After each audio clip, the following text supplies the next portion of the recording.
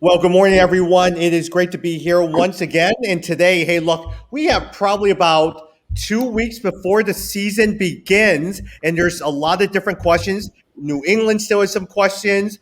People keep vying for Justin Fields to be starting over Andy Dalton. But with that said, today we're going to preview the NFC West, sleepers, rookies, free agents who change teams, news and notes. And as usual, Jed, Jimmy are here to talk it through. Good morning, everyone. Morning. How are you? Good morning. Jed, I'm going to start with you. Yesterday, both you, me, and Jimmy were part of a 12-team fantasy draft, and we were just talking about this.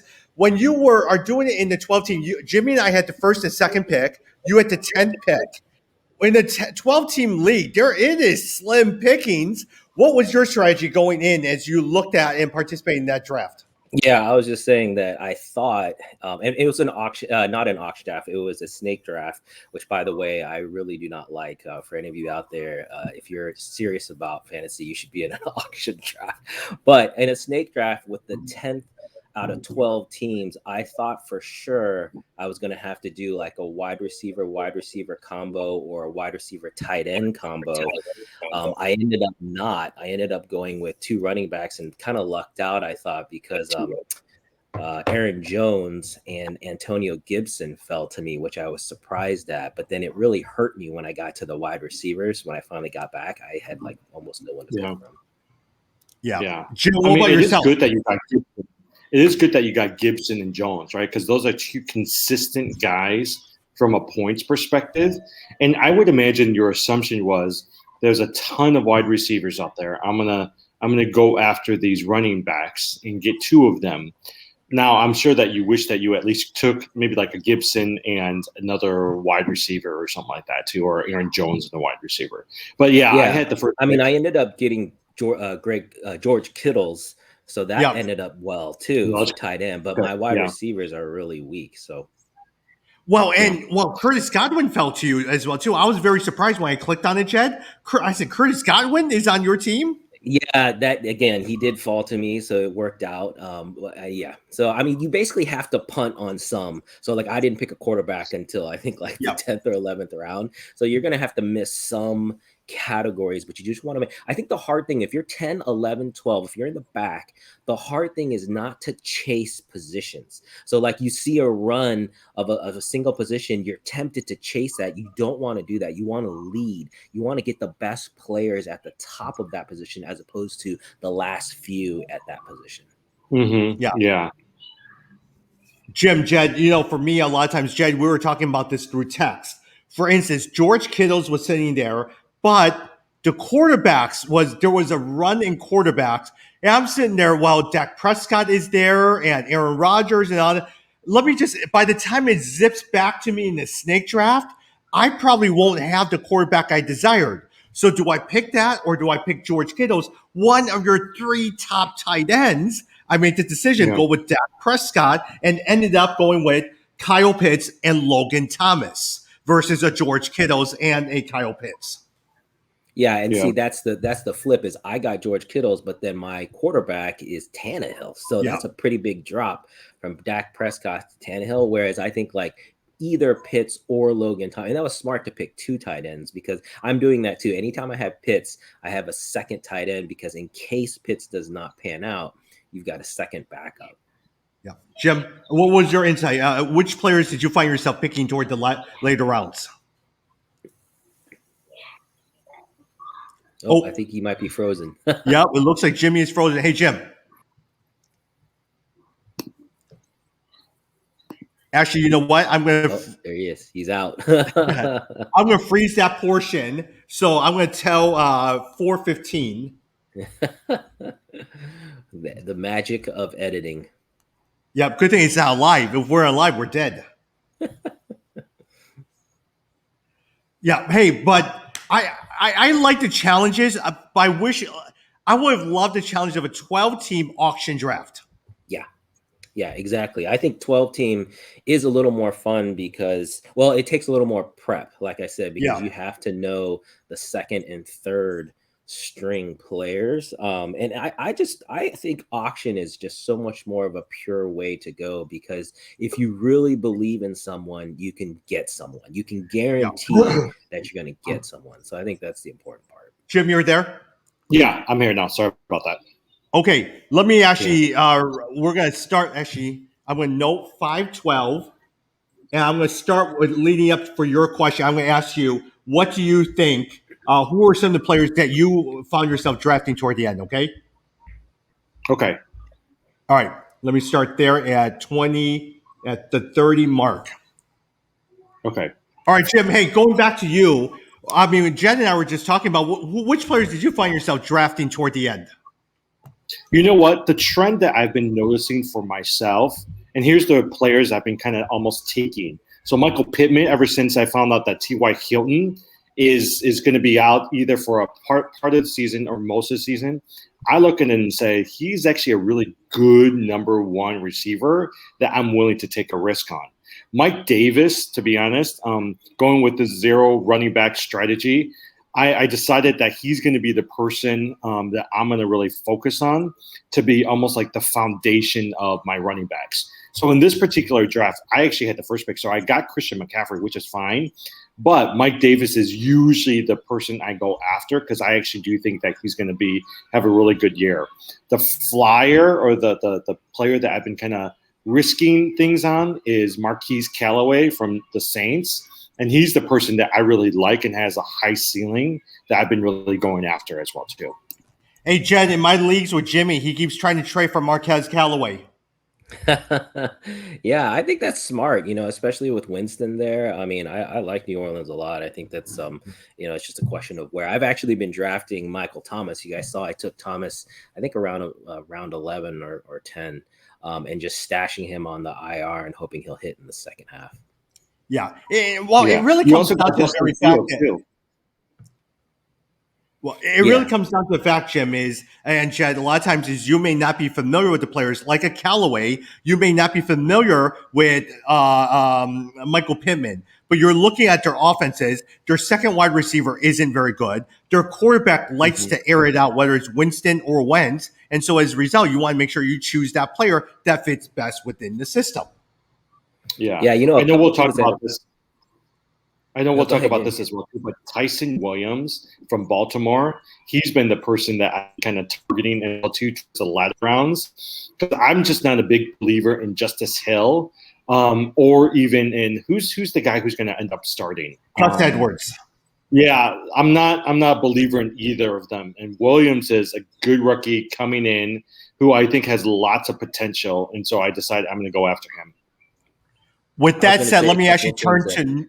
Oh, go ahead, Jed. I was just going to say a couple things that have changed for me just in the past week is that, I've talked about avoiding the Jets, and I've come around a little bit on that, where I do think you need to watch the running back competition there. There's potentially some points there, but in particular, I've taken Corey Davis in a couple drafts because he's gotten a huge lion's share of the looks during the preseason. And if there is any hope for Zach Wilson, then, Corey Davis could be a beneficiary. So I've changed a little there. The other team is the Rams. I'm a little worried that Stafford, they're not going to air him out as much as we expected back from the Detroit days. So I think he might not produce as much as we had previously hoped, and they might focus on the running backs. Yeah. So as a result, does that move up Sony Michel in terms of who you're drafting and liking? Yeah, exactly. I think I really do just still like Darrell Henderson. I think hopefully the injury is not a problem to the hand or the wrist. But I like the running back situation there. But you're absolutely right. I think Sony Michel in a 12-team league, Sony Michel should definitely be drafted. Yeah. Hey, going to news and notes, and actually, Jim, I'm going to go over to you as well too. The Ravens placed J.K. Dobbins on injured reserve. He had ACL tear. It's the second running back. Cam Akers had a Achilles tear. Now J.K. Dobbins had a season-ending ACL tear. As a result, you said a lot of times Gus Edwards is not your guy. Tyson Williams, how far are you going to reach for him? He's a rookie coming in. He's already surpassed Justice Hill as your second number 2 running back. And Gus Edwards is a vertical running back. He can't really have a lot of separation. He runs people over, but in a straight line. Tyson Williams becomes this catcher out of the backfield, but more shiftier running back. Yeah, no, I actually like Tyson Williams. Like I was paying attention to him. It was funny. I was trying to look for him on ESPN, and then they actually didn't list him originally. Now they put him on the fantasy league, but I don't know. I mean, last year, if you look at Edwards, right, he had 144 rushing attempts, and Dobbins had 134. So I think that he's still worth a lot of value. But if you notice towards the end of the season, they started using Dobbins more than they used Gus Edwards, right? And so I looked at it and just say, if you have Tyson Williams, he actually has a good potential both from a reception as well as potential runs to complement what Gus Edwards is doing. And if Gus Edwards tomorrow is injured and he goes out, you've got a potential number one running back right there. So I'm willing to take the risk on him. Yeah. Jed, let me actually go through a couple of names and comment on any of these before we switch over to NFC West. Evan Ingram undergoing tests to determine the severity of his calf. Carson Wentz was supposed to practice fully, but now is on a reserve COVID list because of he was near a coach that was tested positive.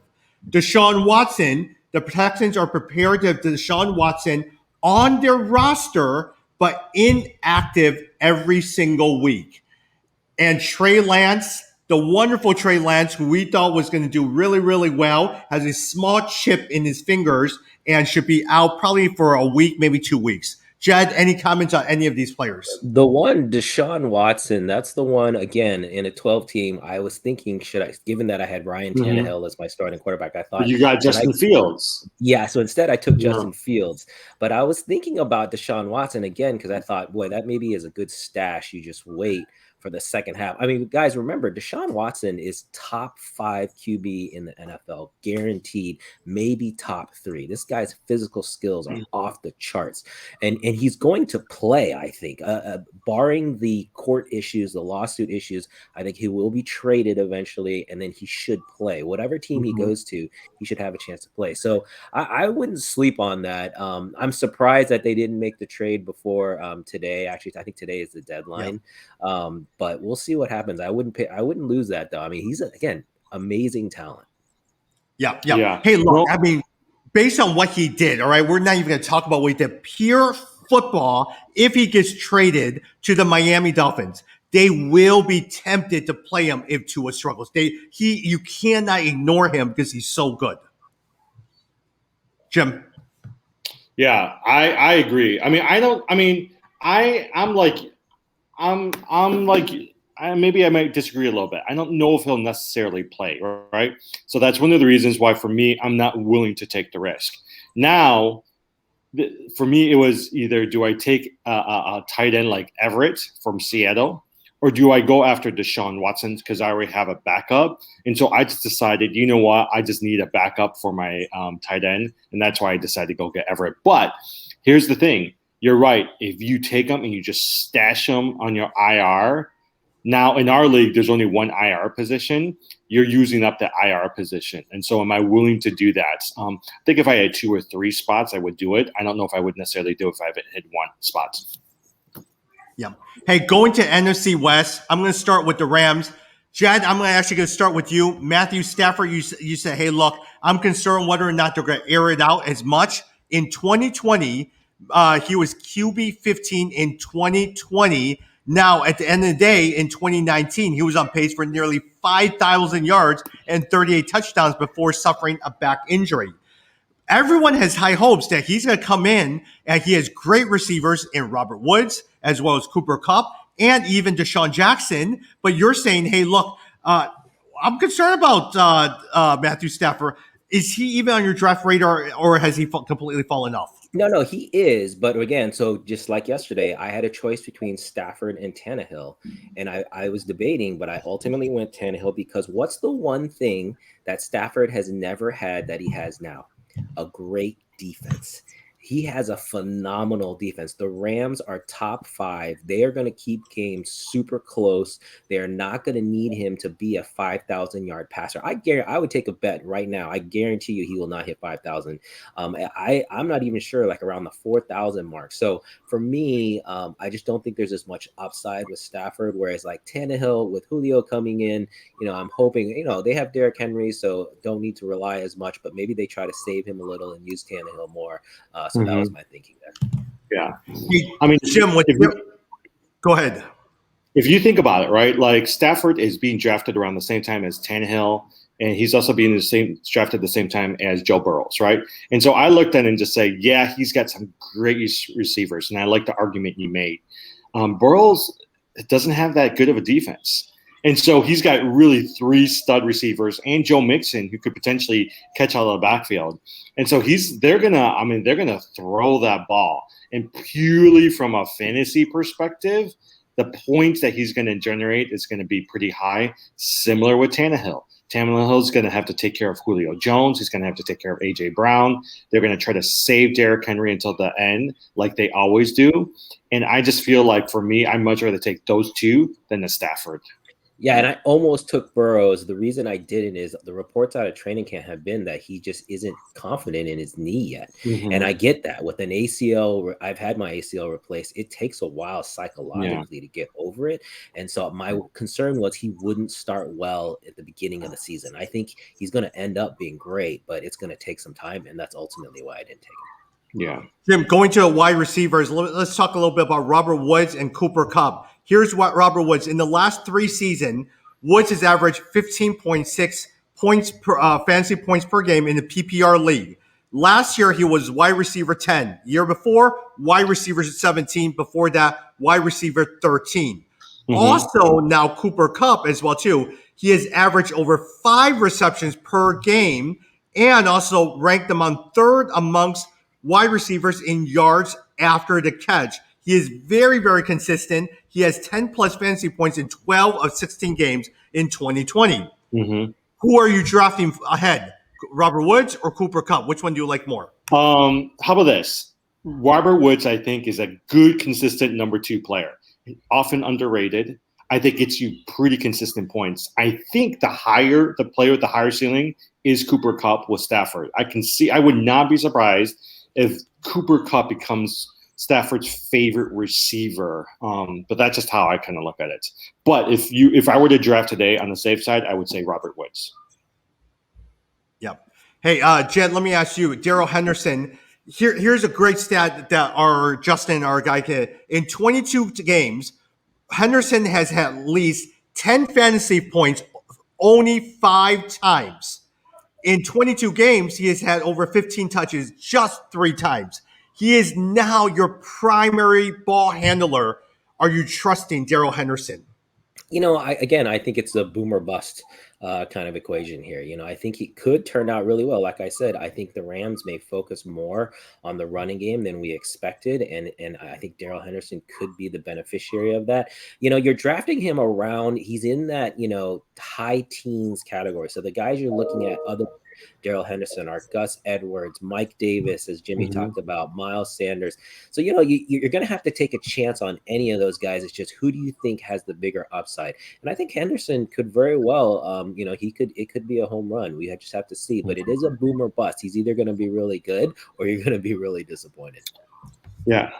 Henderson, here's the thing. Henderson scares me, right? If I looked at a Mike Davis versus a Henderson, or even somebody like Miles Sanders, the fact that they can't finish a season and every time you turn around, they're getting injured scares me. It's kind of like the Carson Wentz thing. I was reading this story out of the Indianapolis newspaper, and they were like, it's just time to get rid of him, because every time you turn around, he's either injured, he's got COVID, or something's going on as well too.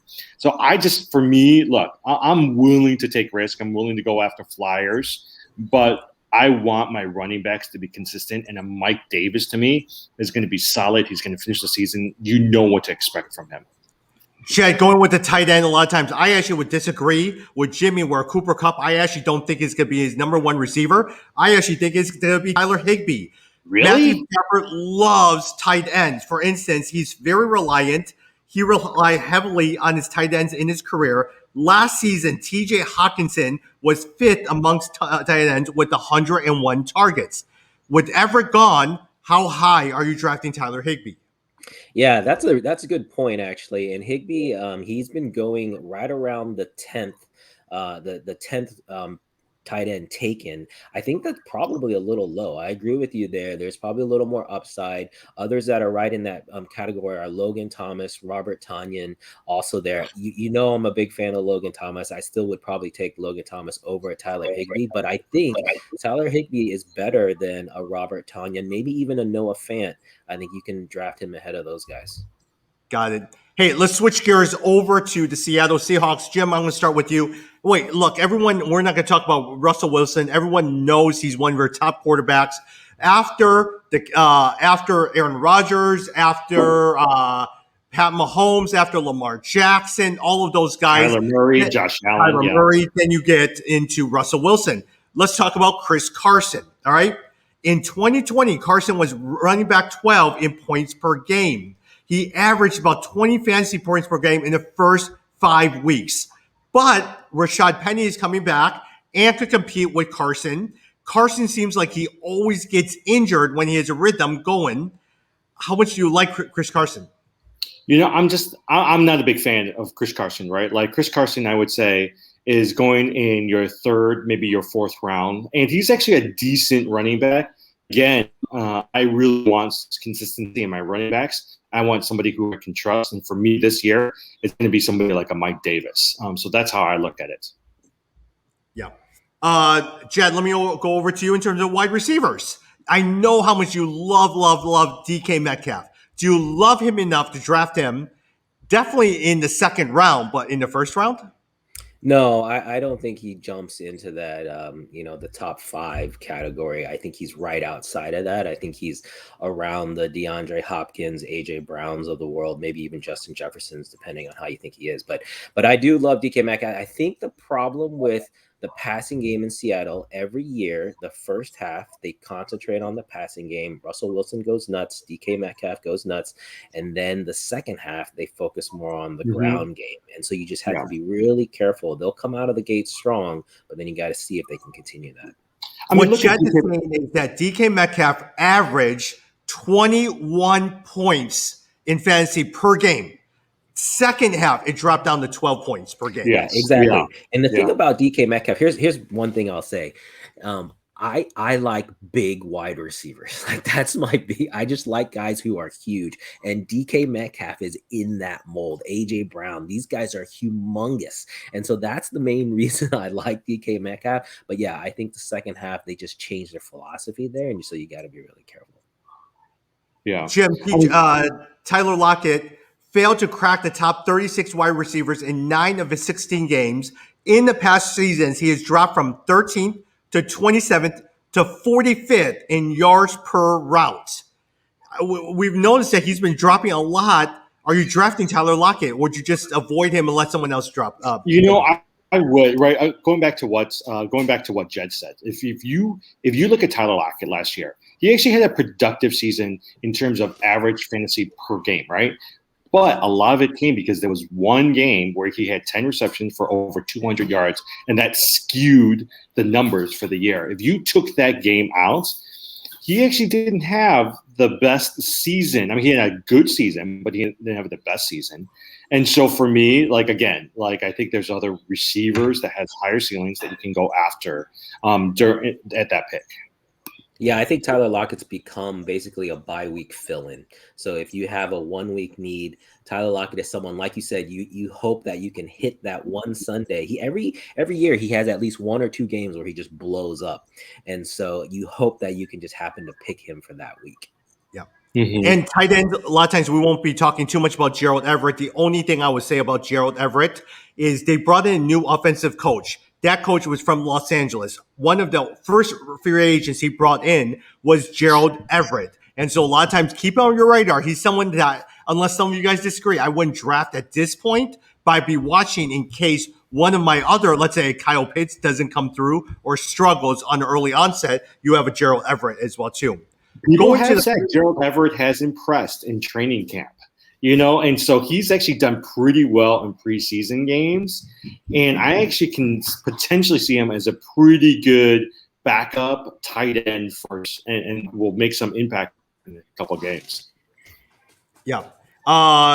Let's switch over to 49ers. Jed, I've noticed Trey Lance has been somebody that you've been grabbing and stashing. Why Trey Lance over a Zach Wilson, Justin Fields, everyone like that, Trevor Lawrence? Well, actually, I really like Trey Sermon, the other Trey, but Trey Lance as well. I do think there is upside there. The one thing with Trey Lance I'll say is I feel like his performance this preseason has suggested that he still needs some time. So whereas like a Justin Fields, you feel like he's going to start any moment, I think Trey Lance, you're going to have to wait a little bit, but the tools are there. The one thing I will say is this, though, for the San Francisco 49ers, this division, I think, is the hardest division to really figure out who's going to win. It's the most competitive. 1 through 4 are all solid.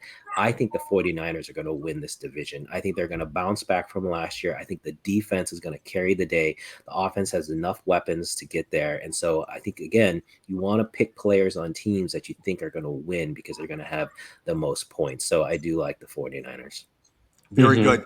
Jim, going with the running backs as well, too. Let me just give you this. Raheem Mostert was on pace to finish as the top 10 fantasy running back in 2020.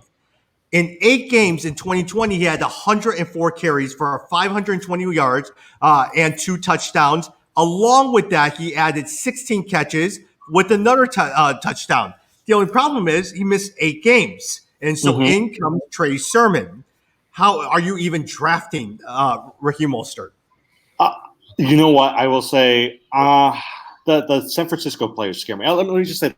I love Trey Sermon. And I agree with you, Jed. I actually think that Trey Sermon is going to have a great year. The thing that scares me about the 49ers, and last year was an odd year, but it's indicative of where some of these players are, right? Mostert, Jimmy G, George Kittle, Deebo Samuel, none of them made through the entire year. And so you're entering into this year where it's longer, it's 17 games. For me, the probability of them staying on the field for all 17 games, I think is going to be pretty low. And so for what I much rather do is if I'm in the later rounds, I'll pick up a Trey Lance. I'll go after a Trey Sermon because I do think at some point or another, they're going to be the starters or at least starting for a couple of games and get you some good fantasy points. Yeah, I think do not sleep on the running back. Whoever the running back is in San Francisco, the rushing game has proven itself. Just like Denver, like the scheme that they use in San Francisco is what produces the points. So whoever's the back is going to get points. I'll tell you one thing my oldest son did in a draft. He drafted both Raheem Mostert and Trey Sermon. I thought that was really smart because he's kind of guaranteeing himself whatever rushing yards are there, he's going to get them. Yeah. Very, very good. Very, very good. Hey, let's go with the wide receivers as well, too. I think all 3 of us agree that we love Brandon Ayuk. From weeks 7 through 14 in 2020, Ayuk was wide receiver 3 behind only Devontae Adams and Tyreek Hill, where he averaged 95 receiving yards and 8 receptions per game. Anyone disagree? I mean, a lot of times the wide receivers own you probably would snag him probably in their 4th round, 3rd round, probably. The only thing that concerns me about Ayuk is if you've read the recent reports coming out of training camp, he has a groin injury that he's kind of going through, right? And if you and I all know groin injuries tend to linger, and a lot of these wide receivers, that's something that will really limit their production. So I agree. So like even yesterday, right? There were during our 12th team fantasy, Ayuk was on the board. And the question is, should I go after an Ayuk or should I go after somebody else? And so I ended up going after somebody else, partly because the groin injury worried me for Ayuk. Yeah, I agree. Now, it's tricky to figure out which of the wide receivers to go with. Again, I like both of them. They have good size, good speed, but it's just difficult. The injury history is definitely problematic. Yeah.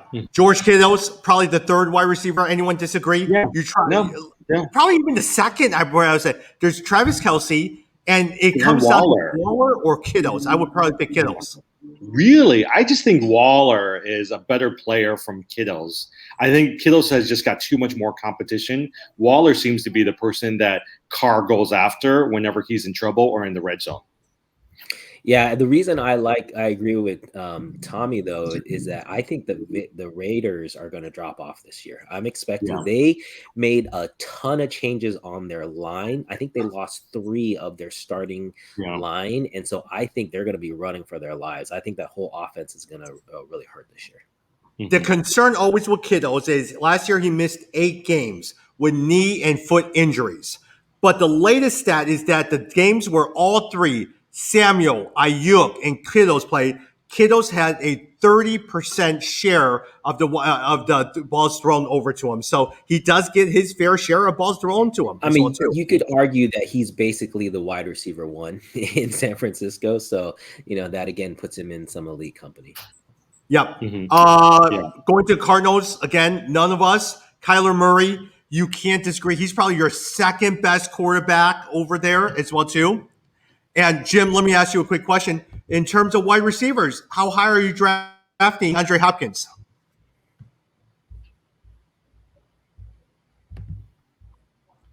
Jim? I think Hopkins is one of your top 5 receivers in the league. Oh, hey, Jim. Did we lose him again? Yeah, we lost him again. All right. Yeah, we lost him again. All right, Jed, go Hopkins. Yeah, no, I agree. I think Hopkins is top 5. I really like the Cardinals. I think you're going to see continued progression, especially with Kyler Murray entering into year 3. I really like the wide receiver connection that he has, and I expect Hopkins to dominate. So I think he's a top 5 easy wide receiver pick. Got it. Now, would you say he's actually after Devontae Adams, Tyreek Hill, and then DeAndre Hopkins, you would say? No. I like Stephon Diggs. I like Calvin Ridley. I even like the person for me that's a surprise is I like Justin Jefferson. I think Justin Jefferson can end up being top 5. So I think Hopkins over all these guys. Okay. Yeah, I think Justin Jefferson could be that good, barring Kirk Cousins getting COVID, which just drives me nuts. But I think Hopkins is right there with a DK Metcalf and an AJ Brown. So right outside, either top the 5th best or right outside of that, I would feel confident with that. Got it. Hey, now AJ Green, is he even on your radar, Jed? No, AJ Brown, not AJ Green. Yeah, AJ Green from the card. No, he's not on my radar at all. No, that last year in Cincinnati, I thought was where he dropped off. Last year, you really saw his age catch up to him. He couldn't get the separation that he's used to, and so then it's so the wide receivers that are on the outside that are known for their speed. When they lose that speed, they have to make the switch to the slot, and that is a really hard because now you're going over the middle. It's a much more physical. It's a different kind of game, and I feel like he didn't make that transition well. Mm-hmm. Got it. No, he's looking great in training camp here, Jed.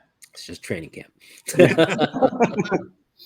Yeah. Hey, Jim, now let me ask you a quick question. In terms of ADP, Matthew Berry makes the argument in an auction league or even in terms of drafts, a lot of times James Conner might be a better pick-em than Chase Edmonds, just because a lot of times it will probably be a split carry, and you could and everyone is overlooking James Conner, and you could easily go in and pick him up. What do you think?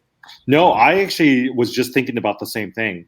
If you look at the ADP of where James Conner is, he's actually a pretty good value for you to consider, right? Chase Edmonds is actually decent, and he'll be your starter, but I think James Conner will get a good chunk of yardage and shares of the carries for Arizona as well too. Got it. Very, very good. Other than that, I'm assuming that no one's drafting their tight end over there in the Cardinals. I don't think so. But here's the one thing I was thinking about, right? If you look at the offensive scheme that they use in Arizona, they are the team that uses the most wide receiver sets. And so for me, again, whether it's Chase Edmonds or James Conner, I can see them, what they can do. They'll put Connors in the backfield. They'll put Chase Edmonds out at the wide receiver slot. And instead of a tight end, they'll bring in somebody like a Rondale Moore who's going to come in. So you'll have AJ Green, you'll have DeAndre, you'll have a Rondale Moore, you'll have a Chase Edmonds. And so for me, that's one of the reasons why I don't know if the tight end is as valued in that offense. but don't sleep on a guy like a Rondale Moore, who actually might turn out to be a good third wide receiver for you during some of those weeks. Got it. Hey, switching gears over for, real fast as we wrap up here. Jed, I'm going to actually, Najee Harris, out of all of the rookies, guaranteed is probably the one that we're going to pick the most, that we love the most. After that, which of these rookies do you like the most? Do you like a Jamar Chase, Kyle Pitts? Do you like a Javonte Williams, or Waddle, or Smith, Devontae Smith? Well, of those, and I noticed you didn't include a running back, because normally for rookies, running back is where I feel like you have the most potential to get points. And so that's why you see Najee Harris. But among the wide receivers, Jamar Chase, I would have said, but he has not had a good preseason. If you guys, but this week he did. This week he had a good preseason game. But he still had a drop in that game. He dropped a simple bubble pass out, bubble screen out, and so I'm just concerned about that. And again, with what I mentioned about Joe Burrows earlier, I feel like he's still not all the way there. So that's why I'm going to skip on him. If you scroll down, I do like Waddle. I think Waddle and Miami. I think we're going to see a continued improvement from Tua, and I think that connection from school could really help. So I think Waddle might be the pick there. Yeah, Jim, you seem to like Javonte Williams quite a lot. I like Javonte Williams. By the way, before I say Javonte, yesterday during our league, I was so peeved because I was ready to pick Jalen Waddle. I had him in my queue, ready to press send, and Tommy had him right before me and picked him, and it just threw me off. And so, like, when you're doing a snake draft, all of a sudden now you have to go find a new player within a certain amount of time when you already targeted a certain person. Yeah, it was 45 seconds too, which actually I really liked the 45-second clock, but it was fast. Yeah. Because I was like, oh shoot, and I forgot who I ended up taking, but I was peeved. I was so peeved. Yeah. Anyways, what was it? Okay. So I like Javonte Williams. I like Michael Carter. I like Tyson Williams from Baltimore. Like, those are three good rookie running backs. Trey Sermon is another one. I actually like them. I see good potential all four of them from a fantasy production. The other thing I'll say, don't sleep on Trevor Lawrence, man. That last game, if you watch his last game, he really finally showed out. And the fact that they traded Gardner Minshew tells you everything you need to know. They are all in. They've seen him perform, and they're basically like, we don't want any pressure on him to think that this guy's behind him. We are 100% in on Trevor Lawrence. And when a coaching staff and a franchise does that, you need to pay attention, because I think this guy, he could be the real deal. Yep. And especially you and I, in one of my leagues, I have a Ryan Tannehill. You have a Ryan Tannehill. You want to pick someone like these guys, Trevor Lawrence, Justin Fields, Trey Lance, all those guys, just in case your steady quarterback fails. But aren't you worried about their line?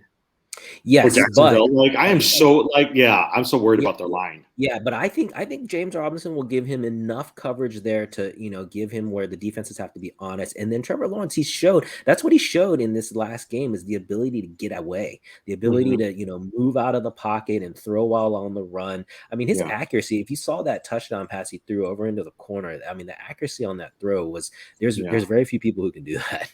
Yeah, the other thing, right? So the other thing I have to worry about, you've got Marvin Jones, who's injured, but will play. You've got DJ Chark, who I think hurt his hand, but still will play. Chenault, the second-year receiver, I actually think that he's actually going to do some pretty good things this year. And if you've noticed, James Robinson has skyrocketed in the number of these draft boards as well, too. Yeah, rightfully so. I mean, I was actually picking him before Etienne anyway, before Etienne got hurt. But now the cat's out of the bag. Everyone knows Robinson should be top 20, top 15. Yeah. Jim, in terms of sleepers as well, too, I know a lot of times you like Callaway. All right, he's not a sleeper anymore because he's with New Orleans with Jameis Winston starting. You also like Pittman. Suddenly, with the injury to T.Y. Hilton, Pittman is also on your draft board. Let me actually throw a couple of these sleepers over to you as well, too.